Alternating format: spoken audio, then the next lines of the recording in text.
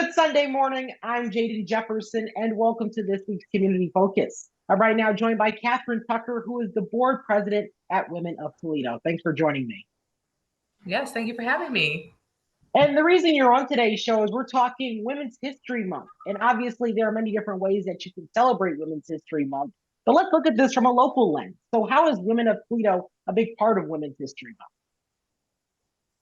So I think there are a few different components when you think about any celebratory months. For us, luckily, Women's History Month, and so one, and I'm going to use our mission statement is one to engage women, and so we do that through a variety of different empowerment events. So, for example, we just had our big International Women's Day event, and that really was a showcase for us to share the stories of women from all around the world. So we do, celebratory events like that where we can highlight women and give them a platform to just tell their story and grow. Secondly, is educate. One of the things that I love about Women's History Month is it's an opportunity for us to learn about the women who came before us and how do we celebrate that. And we actually have a display in the Jefferson building, and we've got these beautiful banners, about a dozen of them, and they tell the stories of women in history that have made an impact that's been transformational for us. And then you're talking about empowerment. And so I believe Women of Toledo, what makes the organization so phenomenal is we really do this every day. So Women's History Month is something where it's another month for us because we get to celebrate women every single day. But I want to highlight our executive director, Nina Corridor. So she actually is in New York right now at the United Nations Convention, where she is in meetings and she is discussing women issues. And so, if that's not empowerment, I don't know what is. We even recently, you talk about empowerment. I want to give a really big thank you to the Lucas County Commissioners. Yesterday, we had our press event and we were able to receive a proclamation in honor of Women's History Month, and that was presented to us yesterday. So that's a little bit about what we've been doing this month, which is a lot. But Women of Toledo, we're just all about really just elevating, empowering, educating, and engaging women locally, nationally, and internationally. And obviously, there are many different types of women that exist. And so, talk about the importance of highlighting women of all backgrounds during this month.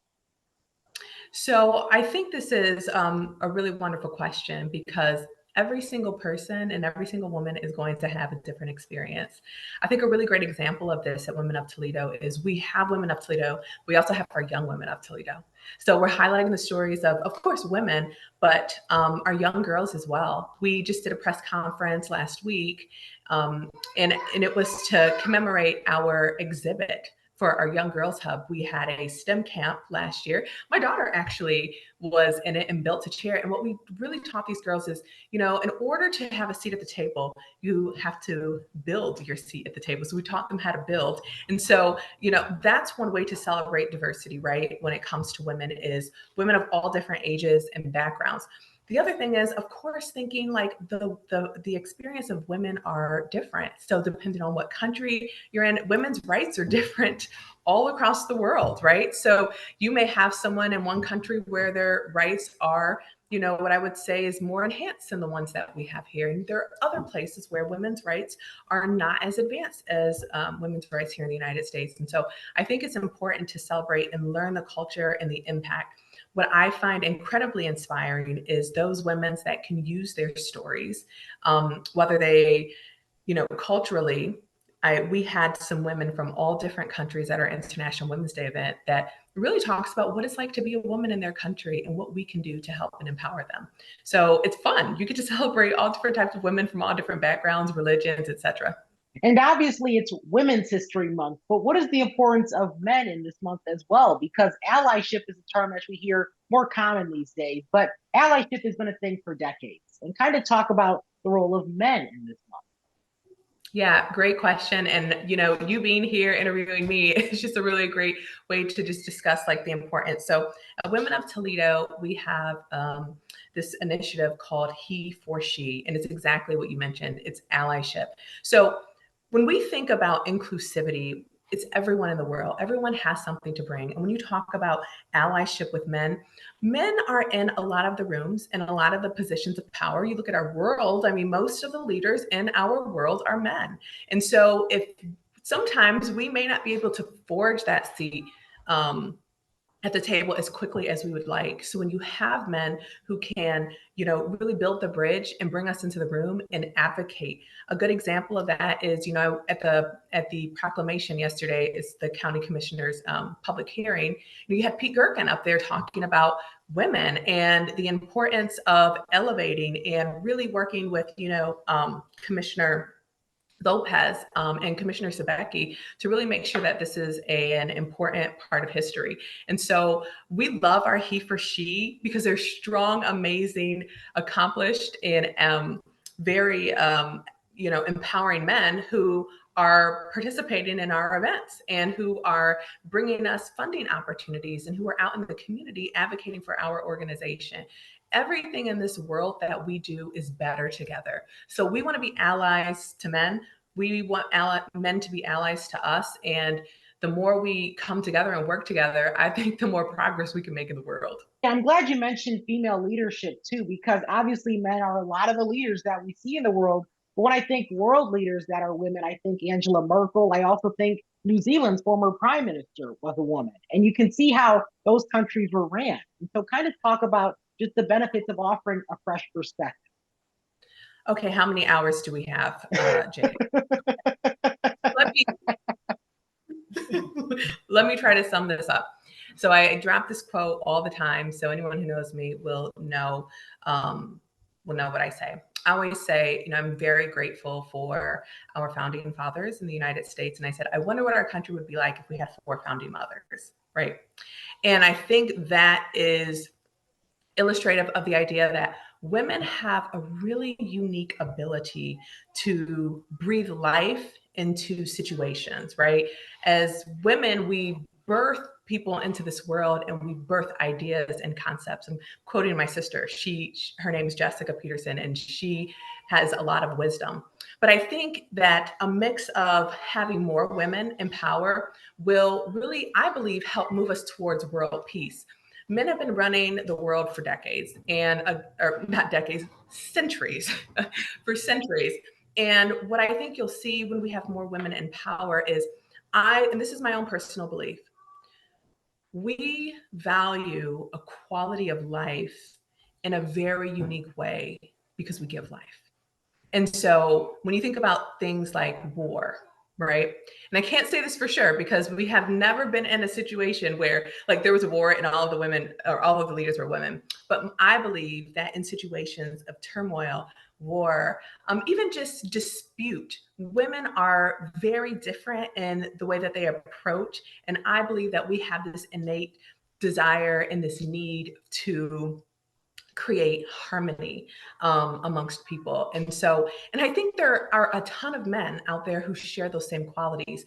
It's just like you want to have an equilibrium and a balance. So I always tell people, like, especially women, like, go for leadership positions. If you're leader of your school board, that's great. Go run for mayor, go run for Congress, go be the prime minister.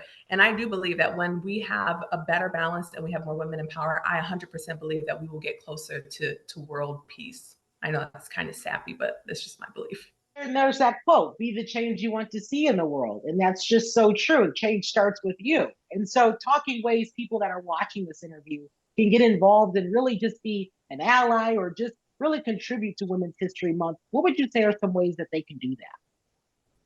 So one, I think it's a really great way to educate, a really good time to educate. It's important for people to understand the contributions of women and not just the contributions, the stories. I think about, like, I'm going to use for an example, RBG, Ruth Bader Ginsburg. She tells the story about how when she started law school, and I can share this because I got pregnant in law school. And she became pregnant in law school and she had to hide her pregnancy. Otherwise, she would have been kicked out. She was really one of the only women in the College of Law at the time. And so yes, educate on where women have collectively gotten us to, but really understand their stories. That's one thing I love that we do at Women of Toledo is we tell the stories. So understand the stories of the women who have gotten us here. Two, show appreciation and empowerment to the women in your life. We move very quickly in the world, especially in America. And I know that people in general, we don't take the time out to say thank you. We don't take the time out to say, you've inspired me. I see you working hard as a single mom with your 3 kids, making it happen, or as, the first African American female mayor, like Paula Hicks Hudson, to just stop and say thank you, because it's hard to be what you can't see. And so as women, like, we really take on a lot. And I think simply celebrating Women's History Month is like celebrate the women in your life, or celebrate a woman that you admire locally, right? And then the last thing that I would say is connect with someone who is different from you, polar opposite, and break bread and share a moment. It's Women's History Month, so maybe do it with a woman. Maybe it's someone who has, a different religious background than you. Maybe it's someone who has a different sexual orientation than you, or is a different, ethnicity. But take some time, at my employer, I get, what's called cultural observance time, right? And a lot of companies are doing that now. Use that time for what it truly is, and use that time to observe. And then the last thing that I would say, and the other thing was the last thing, but like, get involved. Come to an event. There are so many amazing women's organizations, the YWCA, you've got Women of Toledo, you've got so many other organizations that are doing this work. Go to one event. And I have a feeling that you'll be hooked, whether you're male, female, non-binary, whatever. You know, whatever your identity is, like, go and support and be a part of something that is going to celebrate women, or whatever it is that, you might be passionate about. And can you imagine how many problems we would have solved in this world if we just sat down and broke bread? People are just so afraid of a conversation these days, but it's all so important. So I'm so glad that you came on my show here to break bread. I appreciate it. Yeah, thank you so much, Jaden. And I want to give a lot of kudos to you, because I think that you're the perfect example of what the world needs more of. I think you do a really great job shedding positive light and objective information. And I wish there was more like news and, reporters and journalists out there that really just give like an objective informational opportunity and celebrate the happy things that are happening. There's so much terrible stuff happening in our world, but there's like way more great things. And I think that you are just a perfect example of the great things that happen in this world. So thank you for all you do.